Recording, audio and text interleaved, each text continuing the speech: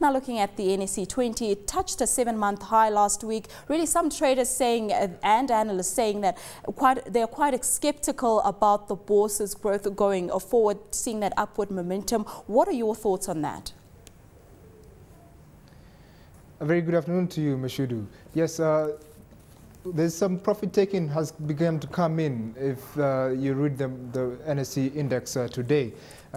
Last week we were closing at about 7-month highs. So with that slide, or rather stabilization of the index, one would begin to think that perhaps the momentum is really not there. And what has been driving the market over the past couple of weeks has been the very good earnings that we saw come out through the entire month of March. Where quite a number of companies were posting better than expected results against last year's very tight business environment of a high inflation rate and the like. So unfortunately, there's quite some skepticism out there if the market will continue with that forward momentum we saw last week.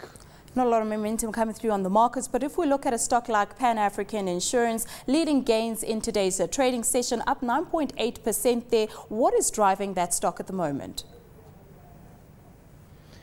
Yes, Pan-African Insurance today did trade was the day's gainer, gaining that 9.8%. Unfortunately, the volumes weren't particularly significant. Only about 700 stocks traded hands. So one could easily look at it as a kind of one-off transaction, especially if you compare with its performance last week, where it was down about 2%. Nonetheless, looking at Pan-African Insurance, it trades at a very attractive dividend yield of about 8%. So, and it's still trading a calm dividend. So an investor going in would perhaps have the dividend yield in mind. And also looking at it on a wider level, the good exposure to several investments it has under its portfolio. That really is the lucrative side of Pan-African Insurance Holdings. And looking at a stock like Mumias Sugar, there's a change of guard there. They've appointed a new CEO, Mr. Kimathi, who has been the finance director in the finance director role for 5 years. What can we expect from Mr. Kimathi going forward? Could we perhaps see a change of direction, or will the status quo for the company remain? Well, looking at it, that it has been a position filled relatively internally within the organization, with the exit of the former CEO now looking for greener pastures in the political arena. One would be tempted to look at it as a consolidation of the gains and the changes made in the company this far.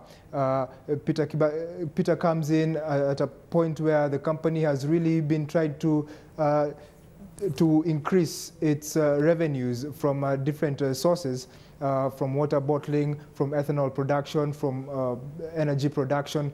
And looking at it from that particular point of view, it really, one would be well suited to think that it really is a consolidation of the changes made so far. So moving forward, I expect to see the company really consolidating those changes.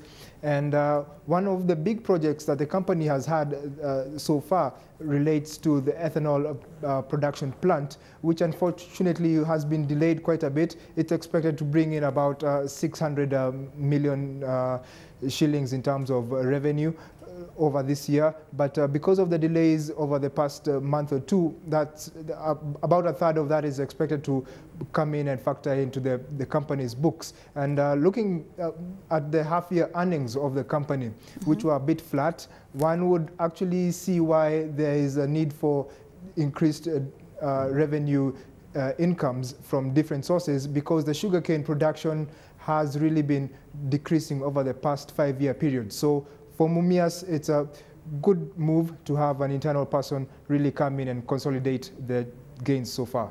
Now, moving away from the equity market a bit, looking at oil prices in Kenya. Well, petrol prices in Kenya have been increased. Really does not bode well for the inflation outlook, and will likely see a push of monetary policy really being pushed even further. No easing coming through from the monetary authorities. What are your thoughts on this?